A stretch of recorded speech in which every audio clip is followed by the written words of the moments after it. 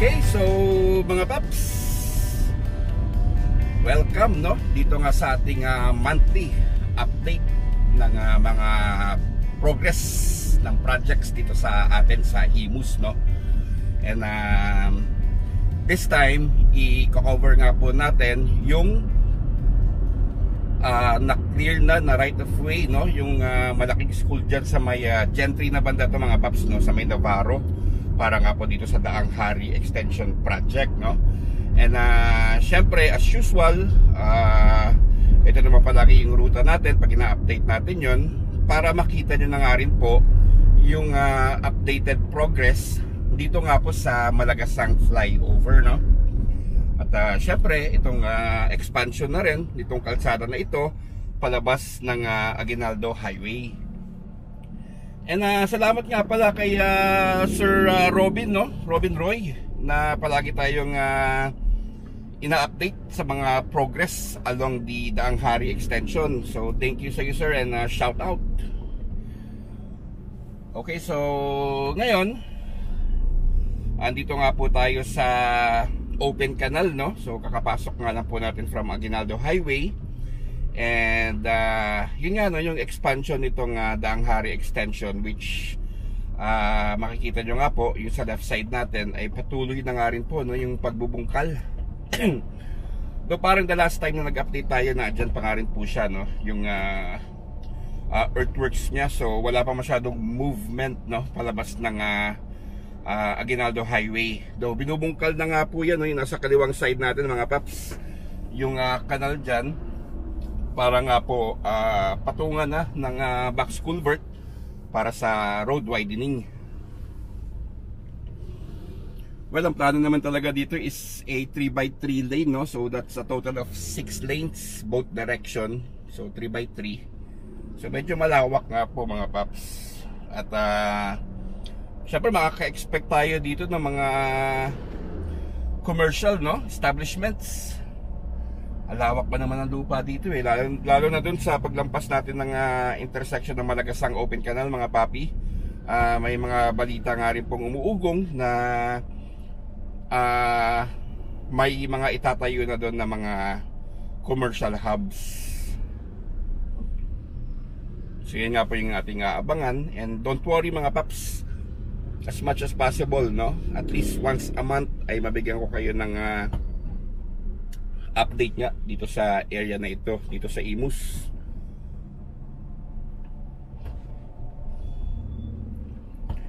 Ayan, so medyo nagbi-build up na yung traffic dyan sa intersection, but later on, pag nagawa yung flyover, definitely magkakaroon ng malaking impact ito, para ma-lessen na nga po yung traffic dito sa area na ito. So aside from this area mga paps, parallel nga po dito yung Anabu Coastal. Isa pa nga rin po doon, grabe yung traffic palabas ng Malagasang.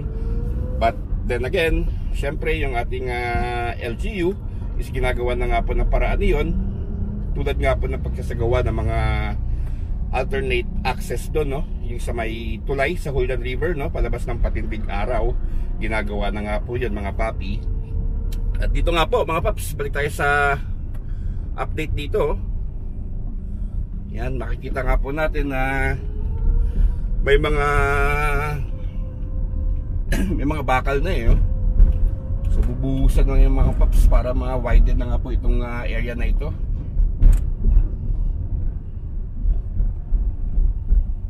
So tuloy-tuloy po ang movement dito mga paps, And very soon makaka-expect na nga po tayo dito ng magandang developments. medyo mabilis naman yung movement eh. So antay-antay lang tayo mga paps. Anyway, galing nga po tayo ng Metro Cavite and beyond dyan sa General Trias area, no? And nag-concentrate nga po kami dyan sa may Maple Grove, no? Yung mga access route doon. Unang-una na nga po yung Gentry Tanza Diversion Road, no? Na paikot nga po sa vicinity ng Maple Grove, on which lalabas nga rin po yan dyan sa may palengke, no? Ng Gentry at sa Convention Center. And yung isa pa nga pong na-cover namin doon is yung possibility nga po ng road network, no, connecting Maple Grove. Syempre simula yan sa Anyana, no, yung mga townships ng Anyana, Maple Grove, Lancaster, tsaka ang River Park North, no. So magkakaroon nga po yun ng road network. Based nga po doon sa aming observation is maaaring padaanin nga po yun sa kahabaan nga po or ka-align ng National Grid, no, yung NGCP. So ilalagay ko po yung link, no, ng video na yun sa description box, yung ating General Trias update road networks, na sa ganun ay mapanood nyo rin. And syempre kinover din natin yung Anyana Spine Network, no? Pa-connect naman ng Daang Hari Extension. Diyan na nga po yung sa bandang area ng Tanza. So Daang Hari Extension, ganun nga po ito kahaba, no? Itong binabaybay natin ngayon, dahil ito na nga po yung Daang Hari Extension dito sa may open canal. Hanggang Tanza na nga po yan mga papi.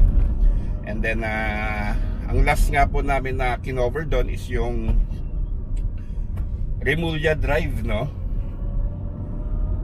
Yung bagong gawang kalsada dyan sa may Tanza, Cavite, na dudugtong naman yung development din ng Vista, yung Istanza, yung sa ninong ko, si Ninong Manny Villar. So yun.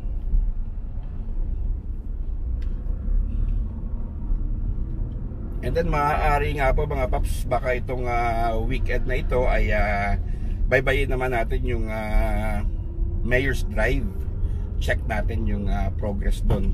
Parallel nga rin po iyon ng ito, Daang Hari Extension, no? So parehas nga po sila ay maaaring lumabas na dyan sa Tanza, no? Yung isa, naalala ko yung nag-update ako ng Mayor's Drive, nag-insert ako ng map doon, no? Yung simula nga po dyan sa may San Jose, no? Dasmariñas. Tapos dyan nga po sa development ng Alegria, sa Gentry, no? Development again ng ninong ko. And then dire-diretso na nga po yun, no? Hanggang Remulla Drive, no? So doon nga po mag-i-add yung project na yun. Try ko po insert yung map ulit nun para makita nyo mga paps yung kanyang plano.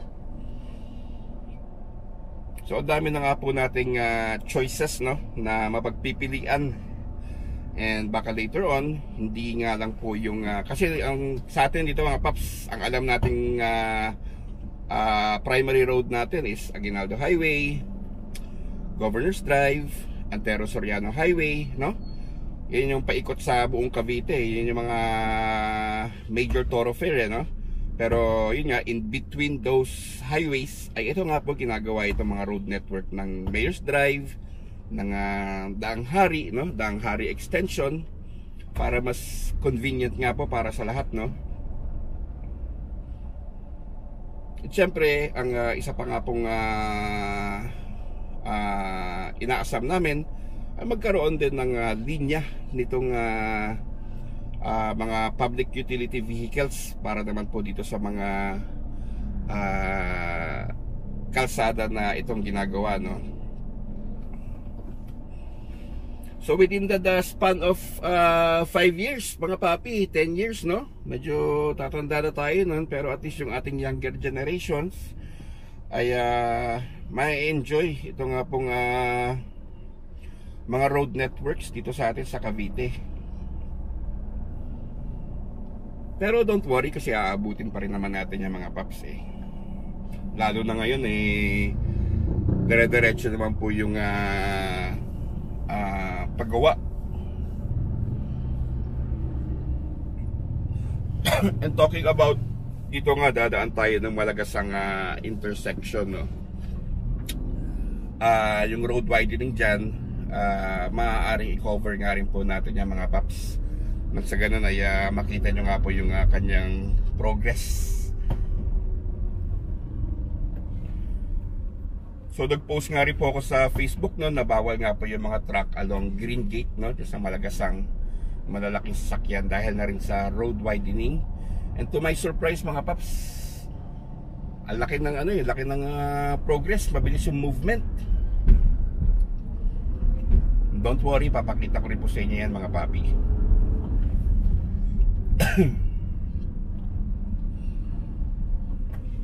So ayan mga paps, kitang-kita nyo na yung malagasang flyover, no? So wala pa rin nga po yung on and off ramp. Yan po yung ating aabangan.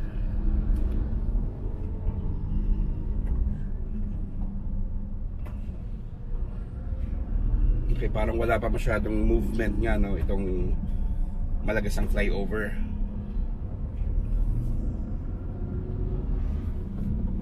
Pero tayo pasensyoso naman mga papi sa pag-aantay, no? So alam naman natin na dire-diretso naman trabaho dyan, araw-araw naman kaya trabaho yan. Relax lang tayo mga paps, darating din yan.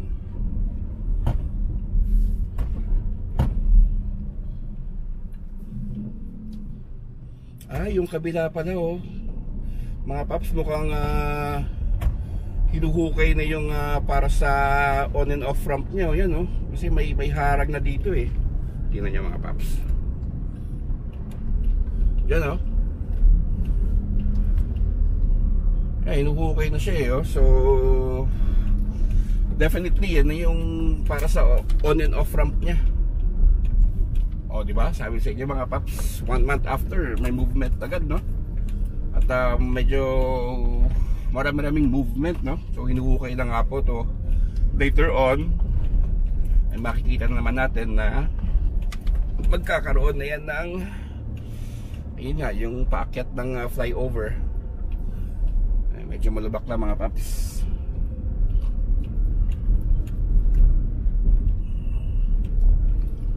So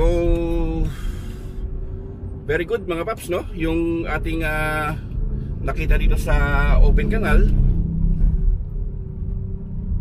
na meron na nga pong progress yung malagasang flyover.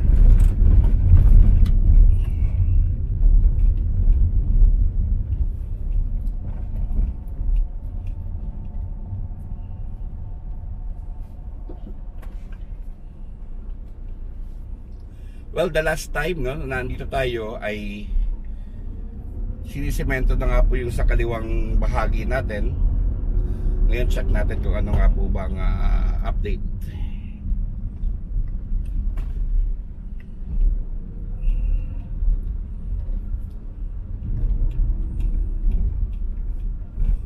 Oy, kiniklear na rin mga paps. So yung nasa kanan natin, yung malaking lupa dyan mga papi. Yan, oh. Mukhang may tatayo na dyan, abangan natin yan mga paps. Pinakura na eh, oh.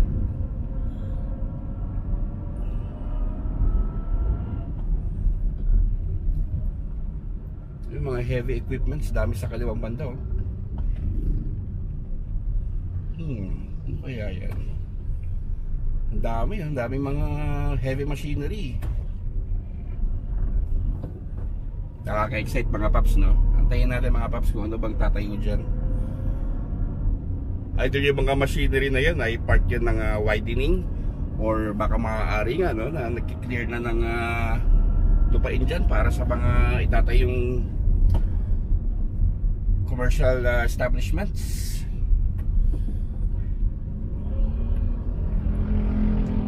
So yung kaliwa natin mga paps, may bakod eh, may bakod na may nilad eh. baka maaaring inaayos na yung kanilang pipe dyan bago, yun nga, bago salpakan ng semento, no? Yun, papansin nyo mga paps sa kaliwang banda, oh. Tama ba? Sa Maynilad dyan? Ay, Maynilad nga, no?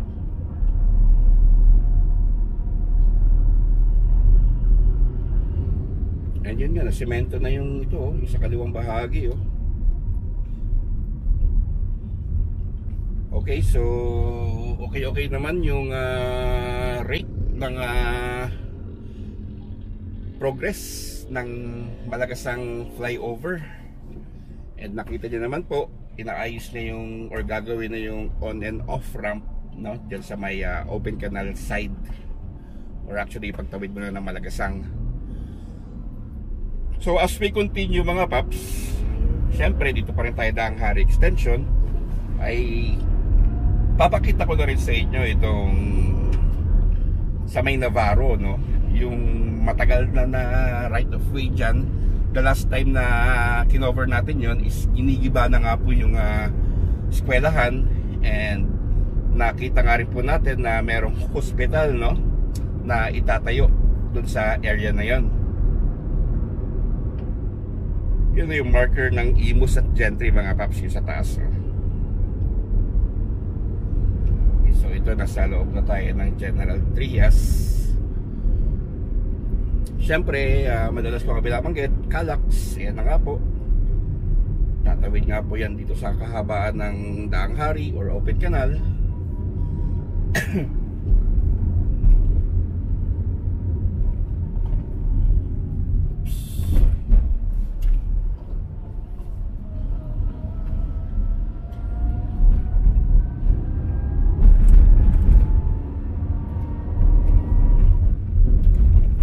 Yun, yung traffic na yan mga paps, so yun yung problema dito, yung patawid ka ng River Park, no, sa kabilang area, dahil nga po kinakailangan pang lumihis na mga pa Arnaldo Highway bound, tulad ng mga yung sasakyan na yan, naipit na, no, dahil nagkaklag nga po yan or nagkakaroon ng bottleneck dyan nga po, no, sa patawid sa Navarro. Yun, so giniba na nga mga paps, so yung school, no, wala na siya, oh. Ayan, no, totally destroyed, no, yung school. So patapakita ko sa inyo mga paps,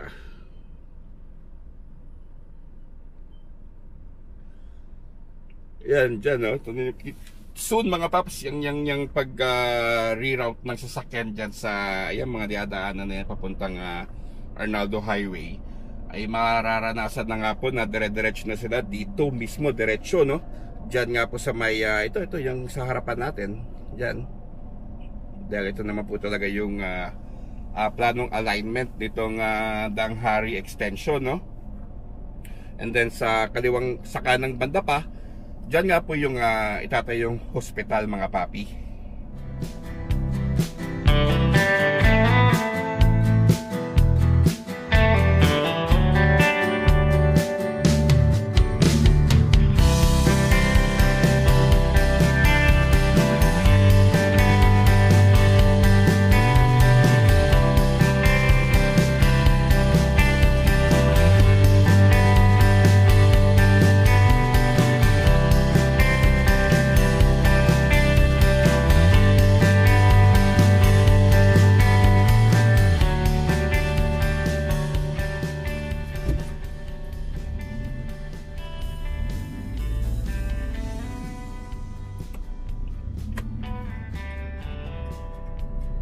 So ayun nga mga paps, kita nyo naman po na